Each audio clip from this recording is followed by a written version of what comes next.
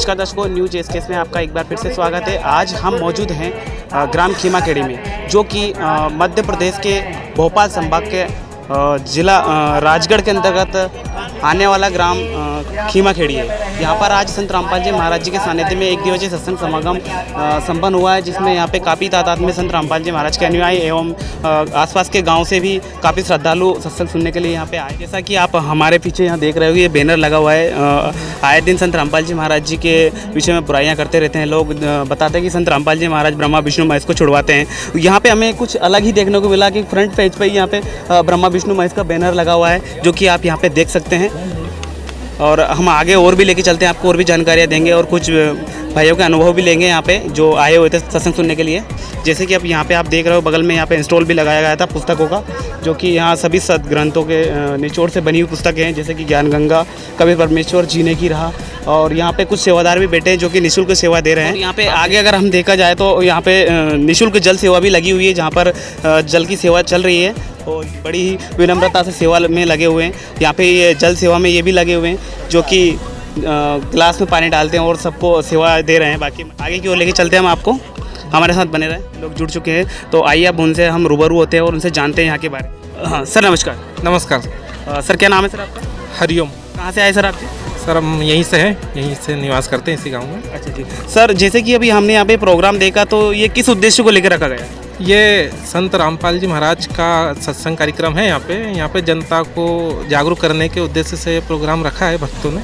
किस चीज़ से जागरूक करना इनका उद्देश्य है संत रामपाल जी महाराज का? उद्देश्य है जन लोगों को रूढ़िवादिताओं से दूर करना और परमात्मा का सच्चा ज्ञान प्रदान करने की इनकी कोशिश है कि लोगों को ये जानकारी नहीं है, तो वो जानकारी उनको बताना कि साहब सच्चा ज्ञान क्या है, उसके बारे में ये बता रहे हैं, प्रचार कर रहे हैं। क्या आप भी इनसे जुड़े हुए संत रामपाल जी महाराज से उपदेश लिया हुआ है? नहीं, मैंने उद्देश्य अभी नहीं लिया है, मैं सुनने के हिसाब से आया था यहाँ पे। आपको यहाँ पे क्या क्या अच्छा लगा? यहाँ की सारी चीज़ें बहुत अच्छी है, भगत जन बड़े अच्छे लोग हैं यहाँ पे, और काफ़ी कुछ ज्ञानवर्धक चीज़ें नहीं पता चली है हमें कि किस टाइप से क्या क्या चीज़ें होती हैं। जैसे कि सर आए दिन लोग संत रामपाल जी महाराज जी के लोगों का विरोध करते रहते हैं, पुस्तक करने वालों के ऊपर या फिर किसी भी चीज़ को अगर ले लिया जाए तो क्या कहाँ तक सही है? लोग विरोध करते हैं, क्या यहाँ पे उनके विरुद्ध बताया गया, शास्त्रों के विरुद्ध, या फिर कोई चीज़ ऐसी गलत बताई गई सत्संग के दौरान जो कि लोगों को लगे कि हाँ विरोध करना चाहिए संत रामपाल जी महाराज का? नहीं, ऐसी तो कोई विरोधाभास चीज़ें यहाँ बताई नहीं गई है कि पुस्तकों में भी ऐसा कोई विरोधाभास चीज़ें मुझे लगी नहीं कि जो इन्होंने बोला हो कि शास्त्रों के विरुद्ध। नॉर्मल चीज़ें सारी की सारी बताई गई हैं कि किस टाइप से व्यक्ति को मानना चाहिए, समझना चाहिए, शास्त्रों में क्या लिखा है उसी को खोल के बताया उन्होंने। विरोध तो नहीं किया है किसी चीज़ का, ऐसा कुछ लगा नहीं है कि विरोध किया। अच्छा सर, तो जैसे कि अब यहाँ पे इतने सारे लोग आए हुए हैं, तो यहाँ पे जो व्यवस्थाएँ बनाई गई, तो व्यवस्था में किन का सहयोग रहा है यहाँ पर? सारी व्यवस्थाएं यहीं के इन भगत लोगों की व्यवस्थाएं हैं, या किसी तरह का कोई चार्जेस नहीं है। ये सारे भगत लोग ऑटोमेटिक आते गए और व्यवस्थाएं बनती गई यहाँ पे। भगतों ने ही व्यवस्था बनाई, यहीं के जो सत्संगी भाई बहन हैं इन्होंने ही व्यवस्थाएं बनाई हैं सारी की सारी। अच्छा, और कुछ बताना चाहोगे सर यहाँ पे रामपाल जी महाराज के श्रद्धालुओं के विषय में? जैसे कोई नशीली वस्तु लाए हों, कोई अगर कोई गलत कार्य करते हुए पाया गया हो? नहीं, यहाँ पे किसी तरह का कोई गलत कार्य नहीं कर रहे हैं, ये लोग सारे व्यवस्थित हैं। और खान पान तो यहाँ कोई सिगरेट बीड़ी पीते हुए भी नहीं देखा मैंने, ना कोई तंबाकू वगैरह खाता है इनमें से। ऐसी चीज़ें तो दिखी है काफ़ी, कोई भी शराबी कबाबी टाइप का नहीं दिखा है। सब नॉर्मल लोग हैं, भगत लोग हैं, सज्जन और सिंपल लोग हैं अधिकतर यहाँ पर। तो आप सत्संग में आए, आपने सुना, आपको अच्छा लगा, तो इस चीज़ को देखकर आप लोगों को क्या संदेश देना चाहोगे? लोगों को मैं यही बताना चाहूँगा कि अधिकतम अच्छी चीज़ों से जुड़े हैं, यहाँ सत्संग से जुड़े हैं, लोगों से अच्छी चीज़ों को ग्रहण करें, जो शास्त्रों में लिखी हैं उन चीज़ों को मानें। आप कौन सी कास्ट से बिलोंग करते हो? मैं शर्मा हूँ, ब्राह्मण कोष्ठ से बिलोंग करता हूँ। तो आपने तो सभी सदग्रंथ पढ़े होंगे, शास्त्रों को रूबरू होंगे? लगभग घर में ये चीज़ें चलती रहती है, सत्संग होता रहता है हमारे घर में।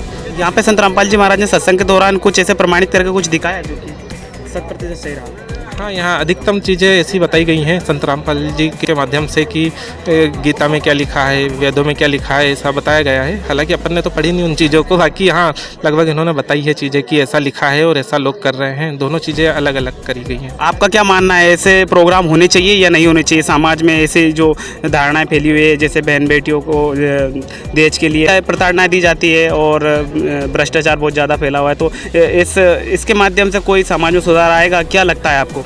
नहीं, ऐसी चीज़ें होती रहनी चाहिए। हमारा धर्मनिरपेक्ष देश है, यहाँ पे सारी चीज़ें सभी लोगों को बराबर समानता का अधिकार है, सभी चीज़ें होनी चाहिए। और भाई बहन बेटियों के विरुद्ध जो चीज़ें होती है, जैसे यहाँ पे एक रमणी जो प्रोग्राम होता है काफ़ी बढ़िया होता है, जिसमें कि पैसे का बिना लेन देन शादी विवाह करते हैं सत्संग के भाई बहन। तो ये चीज़ें काफ़ी बढ़िया हैं, जो कम से कम समाज में होना चाहिए, ये होता रहना चाहिए चीज़ें। 1-2 आयोजन ऐसे महीने में साल में होता रहना चाहिए, काफ़ी बढ़िया चीज़ है। सर आप क्या काम करते हैं?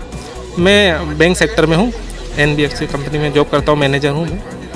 धन्यवाद सर आपका जानकारी देने थैंक के यू लिए। Thank you. हमारे साथ और भी यहाँ पे जुड़ चुके हैं, सत्संग सुनने के लिए आए हुए थे। अब आइए उनसे जानकारी लेते हैं। सर नमस्कार। नमस्कार सर। सर नाम क्या है? शिवम मलवी, सर कहाँ से हो? नरसिंह कहाँ से हो सर? बोरखड़ा जागीर। अच्छा सर, यहाँ किस लिए आए थे? यहाँ सत्संग में आए थे, हमारे घर वालों ने नाम ले रखा है। अच्छा, आपके घर वालों ने नाम उधर से ले रखा। और यहाँ पे कैसा लगा सर आपको? बढ़िया लगा, एक नंबर। क्या क्या चीज़ें अच्छी देखने को मिली जो कि? सब बढ़िया है, इनसे जुड़ना अच्छी बात है। हाव भाव अच्छे इनके लोग। यहाँ पे कोई नशा करता पाया गया? कोई नहीं आया, कोई सर, नशे वाला नहीं दिखा। जैसा कि दर्शकों, अभी हमारे साथ और भी व्यक्ति जुड़ चुके हैं जो कि गांव से ही हैं, यहाँ पे सत्संग में आए हुए थे। तो आइए हम उनसे रूबरू होते हैं। सर नमस्कार। नमस्कार जी। क्या नाम है सर आपका? राजकुमार सलूरे, कहाँ से आए सर आप? खेमागेड़ी से। सर यहाँ पे जो प्रोग्राम हुआ इसके बारे में कुछ बताना चाहोगे? जी जी सर, माननीय श्री रामपाल जी का कार्यक्रम हमारे गांव खेमागेड़ी में रखा गया है। काफ़ी मस्त रखा गया है। यहाँ पे एक भी व्यक्ति ऐसा नहीं है जो नशे या शराब में आते हैं। बहुत अच्छा कार्यक्रम रहा उनका। और बाहर से आए सभी ने अच्छी सुविधा, मतलब बहुत ही शानदार कार्यक्रम सुविधा रखा, कार्यक्रम रखा। ऐसे हर जगह होना चाहिए, यानी कि पहली बार हुआ और यहाँ पे मतलब ऐसा हुआ, ये सब जगह होना चाहिए। अच्छा करते हैं, कोई दिक्कत नहीं। जैसा कि सर बाल्य महाराज देवी देवताओं की भक्ति छुड़वाते हैं, आए दिन लोग बताते रहते हैं, हमने सुना है। तो इसके बारे में कुछ बताना चाहोगे? कैसा आपको यहाँ पे कुछ लगा, सुनने में आया कि भाई देवी देवता को छुड़वाया? कुछ गलत नहीं कहा, नहीं लगा। आपका नाम क्या है सर? सुनील वर्मा। तो आप कुछ बताएंगे यहाँ पे इसके बारे में? हाँ, बहुत बढ़िया, एक नंबर अच्छा कार्यक्रम रहा। यहाँ की व्यवस्था कैसी रही सर? अच्छी रहेगी बिल्कुल। आपका नाम क्या है सर? मोहित शर्मा। अच्छा सर। सर नमस्कार सर। Yes sir. क्या नाम सर? अभिषेक यादव। अच्छा, आप कुछ बताना चाहोगे? सर सब बढ़िया है यहाँ। यहाँ का प्रोग्राम अच्छा हुआ? अच्छा हुआ ऐसे सर। प्रोग्राम होने चाहिए। Yes sir. अगली बार फिर होना चाहिए। अगली बार वापस होना चाहिए। बहुत बढ़िया प्रोग्राम रहा। अच्छा अच्छा, जैसे कि संत रामपाल जी महाराज के कुछ उद्देश्य हैं, जैसे कि नशा मुक्त हो भारत अपना, भ्रष्टाचार मुक्त हो भारत अपना, और दहेज मुक्त हो भारत अपना। तो ये मिशन कहाँ तक आपको मतलब ऐसा लग रहा है कि ये सक्षम हो जाएंगे संत रामपाल जी महाराज के माध्यम से? जी जी बिल्कुल होना चाहिए, बहुत शानदार कार्यक्रम। हो जाएंगे लगा आपको लगता है? जो बातें कही ही नहीं, जो बातें अच्छी लगी सर। आपको सत्संग, आपने सत्संग सुना? वो जो लेकर आई उनकी बातें वो सही है, जैसे नशा मुक्त, जाति पाति का भेदभाव मिटाना, जैसे जाति पात नहीं होना चाहिए। ये नहीं होना चाहिए, और पढ़ लिखना चाहिए, सब बातें जो है लेकर आई सब अच्छी लगी। अच्छा, जैसे कि अब अगला प्रोग्राम अगर होगा तो उसमें आपको क्या सहयोग रहेगा? अगली बार होगा तो हम तन मन से सेवा करेंगे, अच्छे सहयोग देंगे। बहुत बढ़िया सर, धन्यवाद सर आपका। धन्यवाद। यहाँ पता नहीं के बिजली गिर जा, जैसे उत्तराखंड के अंदर गए थे केदारनाथ का माथा टेकने और कल्याण कराने, और वो क्या हो गया वहाँ पर 1 सेकंड में आराम से बैठे बतला रहे थे। कोई कुछ कर रहा था, कोई सोच रहा था, कोई विवाह की बातें कर रहा था, कोई भविष्य की प्लानिंग बना रहा था, ये बनाऊंगा वह कोठी बनाऊंगा। और 1 मिनट में बादल फट गया, इतना भयंकर फ्लड आ गई कि सब कुछ बहा दिया, उनकी नामो निशान नहीं। काफ़ी लोगों का तो 100 भी नहीं मिले, मलबे के अंदर दब गए। तो पुण्यात्मा इसे लोक में और नाचो गाओ, और यहाँ के भविष्य की स्कीम और ये कोठी बनाने की बनाओ, तो भक्त नहीं हो, छीट नहीं लगी आपका भक्ति की। फिर तो नानक साहब जी कहते, ना जाने काल की कर डारे और किस विध ढल जा पासावे, और जिनाते सरते मौत खुटक दी। 1 सेकंड का पता नहीं। कबीर साहब कहते, ना जाने अगले सांस का आवण हो कि ना हो। तो उनको कैसा हादसा, वो क्या किस चीज पर हंसे? फिर उन्होंने पूछा, क्या आप सदा ऐसे मायूस रहते हैं? क्या आप सदा ऐसे ही रहते हैं? कहते नहीं, साध मिले सड साधी होंदी और विछड़ जाए दिलगीरी वे, अख दे नानक सुनो जिहाना, ये मुश्किल हाल फकीरी वे। कि जिसमें मेरे भक्त, मेरे शिष्य जब वापस आते हैं सत्संग श्रवण करने के लिए, और ये यूं के यूं आ जाते हैं, तो मुझे खुशी होती है। क्योंकि पहले स्टार्ट में बहुत ही कम श्रद्धालु उनकी शरण में आए थे, क्योंकि वो ज्ञान, पहले वो हिंदू धर्म में जन्मे थे नानक साहब जी, और फिर उसके बाद ये हमारा मार्ग तो एकदम विपरीत है, उस समय लोग शिक्षित थे नहीं, तो उनके मार्ग को स्वीकार करने वाले उस समय बहुत कम थे, जिस भी कारण 150-200 जितने भी भक्त आते थे सत्संग सुनने के लिए तो गिनती के होते थे, और 2-4 नहीं आते किसी दिन तो गुरुदेव पूछा करते थे, फलाना नहीं आया भाई, क्या बात होगी। जब ये पता लगता था उनको कि वो कोई किसी काम बस नहीं आया तो कोई बात नहीं।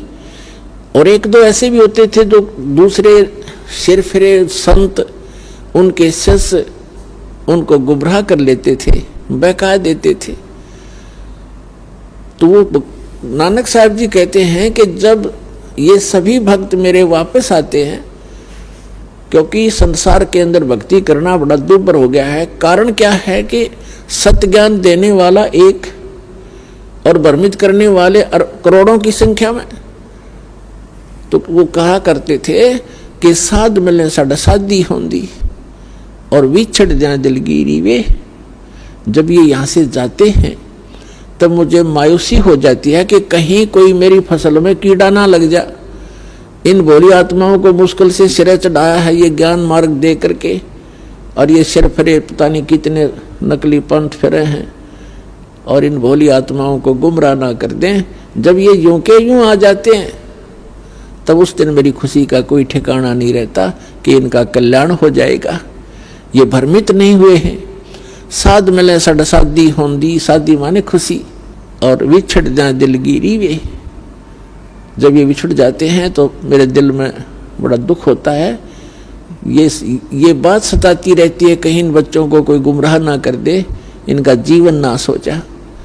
अख दे नानक सुनो जिहाना, ये मुश्किल हाल फकीरी वे। इस भक्ति का करना बड़ा कठिन है, क्योंकि अन्य साधनाएं तो परंपरागत है, उसमें तो कोई ये कहने वाला ही नहीं है कि आप ये ना करो, ये गलत है।